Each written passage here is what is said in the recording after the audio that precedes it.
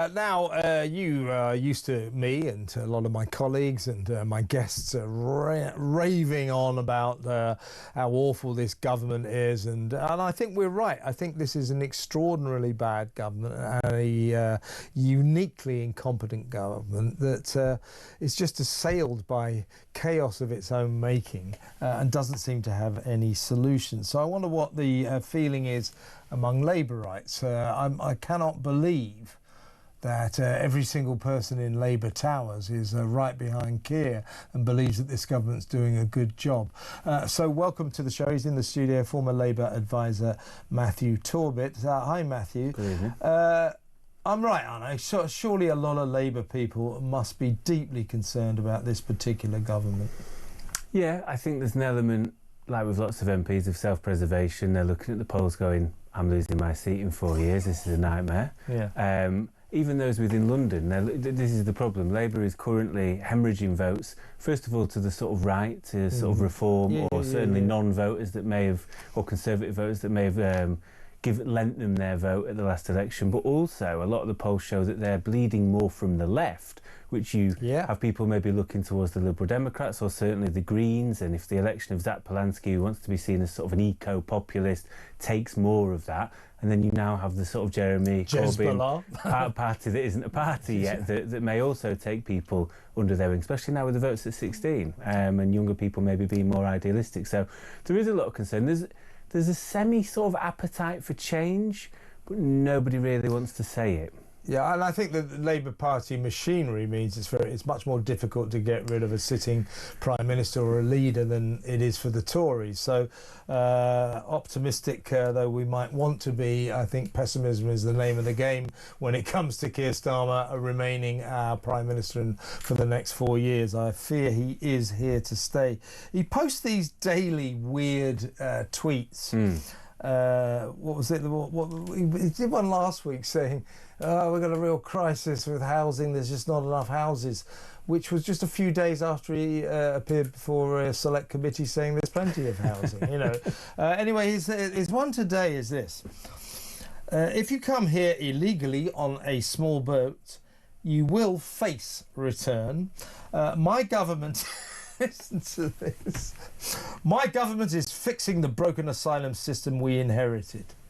No, it's not. It's not. And we've seen this week, so we've now got this one in, one out scheme where it's going to solve the closest thing to the one in, one out scheme that I've been able to try and find is an agreement that Turkey made with the EU. Well back in, I think it was 2016, you had loads of people fleeing Syria, and at that point you had hundreds of thousands of people crossing the border into the EU every day, and they said, we need to do something. They set up a one in, one out scheme. It did appear to be enough of a deterrent that they were only getting hundreds a month at that point. The problem they had, and I can't work out why, maybe it was money, they couldn't scale up. So I worry that the fear is that we're going to get, this sort of 50 a month potentially, or whatever it is, and that's it, and that's not enough. If they're lucky, Matthew, if they're really lucky, I mean, I keep betting anyone that wants to take a gamble that I don't think they'll ever get a single migrant out of the country back to France under this scheme. And to be fair, a lot of people say, well, numerically, this is madness. We're just going to swap migrants. That's not going to reduce our quantity of asylum seekers in this country. I get that. But to be fair, that's not exactly how Starmer and Calamity Cooper are framing it. What they're saying is, if migrants face the possibility that they will be returned to France, then that will act as a deterrent. That sounds okay. I mean, Rwanda was only ever that. You face the chance of going to Rwanda. Therefore, everybody says, oh, I don't want to risk that. Well, the problem with the one in, one out scheme, the swap a migrant scheme, as I call it, is that 1 in 17 migrants will apparently be chosen for this scheme. Now that means 16 in every 17 migrants won't be chosen for the scheme. That is worth a roll of the dice. Therefore, it is not an effective deterrent. No, I think, I mean, I can't imagine it. If you sit there and you're going to think, I really hope I'm not the one. I hope I'm not the one out of the 17 I'm sharing this boat with potentially. I mean, there'll be more than 17. it might make you think twice. I think the thing that will make people think twice... It's worth is worth a risk, isn't it? But I also think it's not going to stop people turning on their TVs every day and seeing the boats coming across. Yeah, there's going to be enough of it, and that is the stuff that clearly gets people angry. You can talk about lowering legal migration. People don't see that, or reports of the Times yesterday on the front page that if people are using university as a bit of a backdoor, signing up to go to uni and then never turning up, that they're going to face challenges and they're going to be kicked out of the country. People don't see that in the same way in their communities that they do, turning on as the boats are getting bigger and bigger, and they're going, well, they're just taking the mick. They're not, they're getting pulled in, and then you see the different hotels that people are being taken to. I think from a security point of view, and actually, if I'm honest, a humanitarian point of view, you've got to look at offshore processing and setting up pinch points at Calais, maybe in Turkey if people are coming from Syria, Spain if you're looking at coming from North Africa. And if you're genuine, you will be prepared to show your passport and go, I'm fleeing from genuine persecution. And you're stopping the economic migrants jumping on the back of the asylum seekers going, I've thrown my passport in the channel, I'm Afghani, really. Exactly. Well, listen, this is what I think most people in this country want. It is a system whereby if you turn up in this country illegally on an illegal boat and you haven't got any documents, you can't stay. It's as simple as that. And yet this government, to be fair, the Tories were just as bad. This government has made the situation worse, no mean feat, but it does not seem to have the ability to declare what people want to hear, which is illegals will not be allowed to stay. Instead, what we effectively say to illegals is, come on in, have a 4-star hotel, have 50 quid a week, have free food for the rest of your life, have free doctors, free dentists, and a free lawyer to fight your case to stay. There is no sign of that mad system in any way being curtailed. Therein lies Keir Starmer's problem. I know, and the thing is that confuses me, I think it's totally broken, right?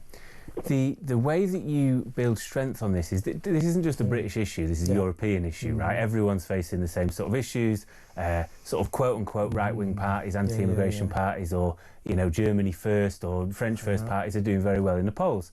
Therefore, if you want to take leadership on this, you have to look at what the 1951 Convention is, which describes what an asylum seeker is, and go, is this fit for purpose? This was set up in 1951, post-World War II. We opened our arms up to Jewish people fleeing persecution, and rightfully so. I think that's a good thing. The world is very different now. There are more wars than we've ever seen in all pockets of the world.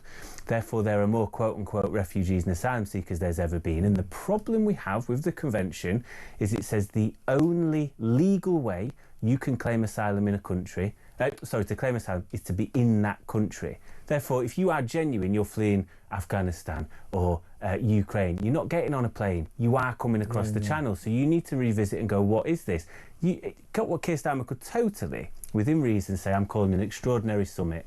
I want the G20 here, I want the EU here. And actually, Ursula von der Leyen, even her own party in April said, maybe we need to look at the Geneva Convention because we're all facing backlash on this. And then you truly look at processing people properly, legally. We know who they are and whether they really, truly have a right to maybe be here or not. As a Labour supporter, does it worry you? I mean, I can state this without fear of contradiction, that our Prime Minister and quite a few of his acolytes in the Cabinet are just liars. They lie.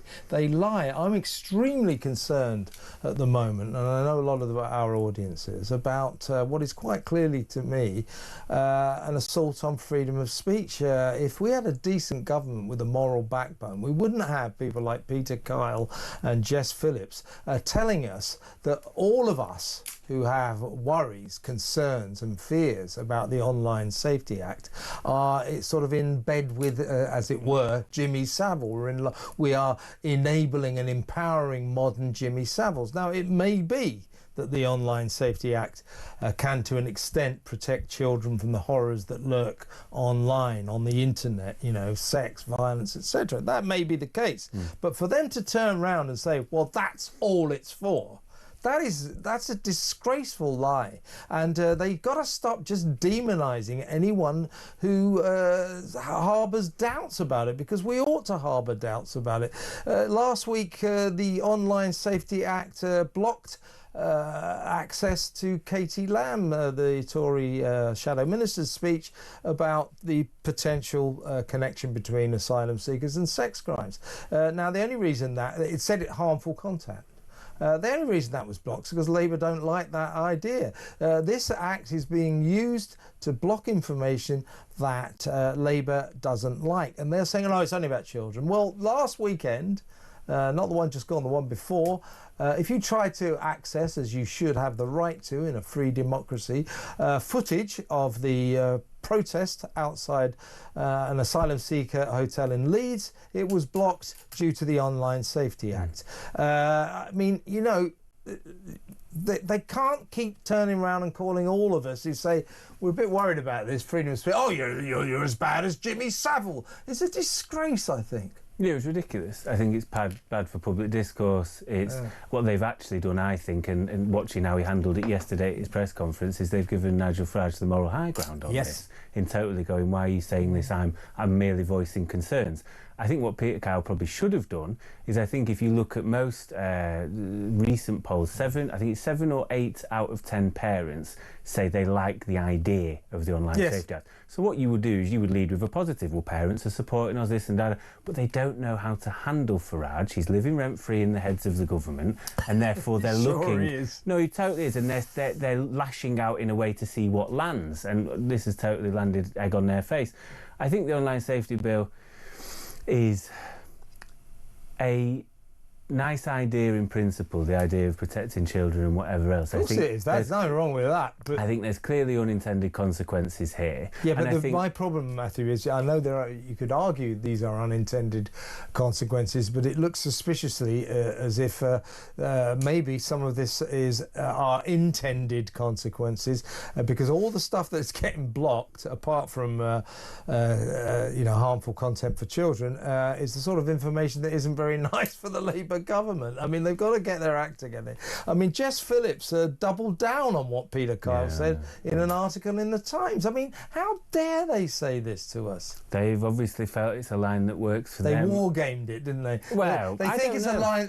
If we just bring out play the Jimmy Savile card, that'll quash all criticism. It's pathetic. I also think it's slightly short memories from the Labour Party, because obviously there was sort of rightful outrage by Labour frontbenchers and backbenchers when Boris Johnson had a go at them. But then also, you know, the hypocrisy we had, and I was disgusted by at the time working, when they were trying to label sort of Rishi Sunak as a paedophile's friend, because would he jail certain people, and there was the whole idea of the racist ad they used there. I know who used it. They still work in government. It somehow thinks this is a good thing, and I don't know if it's to try and breathe further attention to something else other than the constant, managed decline that's going on. I don't know. I don't understand the logic behind it personally. It is clear that the problem here, I mean... a big problem. Yeah, I mean, it seems to me he kind of is. He's out of his depth. He's not very good at this job, is he? He's an empty vessel. You know, Morgan McSweeney, the Chief of Staff, found himself an empty vessel. And his whole thing was, let's kill the left of the party. He learned, I think, because he previously helped Liz Kendall in 2015, don't tell the members what you're really going to do in a sort of Blairite, centre-right way. Pretend you're going to be Corbyn again, and then actually we'll just rip up the rule book after that. They change the rules and whatever else. He's an empty vessel that, for me, it doesn't really have politics and no understanding. I remember hearing back from somebody, if you're talking of the small boats, there was this idea of this is how we're going to smash the gangs, and there was a policy advisor trying to explain to him this is what we're going to do. And this is a man who supposedly dealt with Interpol, the EU and all the rest of it, DPP. Couldn't get his head around it. As leader of the opposition, this is no word of a lie, said, I don't understand what you mean. And they're trying to outline the whole point of the smash the gangs policy. This was about a year before the election, and the policy advisor I knew at the time told me, so I couldn't believe it was the most embarrassing thing they'd seen. And this is where we're at. We've got a policy that nobody really knows how to implement. We're throwing 100 million quid again this week, which is a pittance on something that isn't going to work. Yeah, exactly right. And the whole point, whether it was somebody else's slogan or not, the point of trying to aim to try and turn things around is stopping the boats, not smashing the gangs. Yeah, that's what it is. That three-word slogan is better than I think so. the smash the gangs three-word slogan, because that just isn't working. For another time, we should discuss what Keir thinks that a people smuggling gang is. I suspect he thinks they all go around with the machine guns and trilbies and look like sort of Al Capone or something, because I can't work out what a people smuggling gang is, and I don't think he knows either. Well, he wants to sanction them, Kev. We're not going to let them come to this country. I don't think they care. Yeah. They're going to come here anyway, is he? Let's have it right. What a mess. Listen, Matthew, that was great. Coming again. We will talk more on these serious issues. Matthew Torbitt there, former Labour advisor.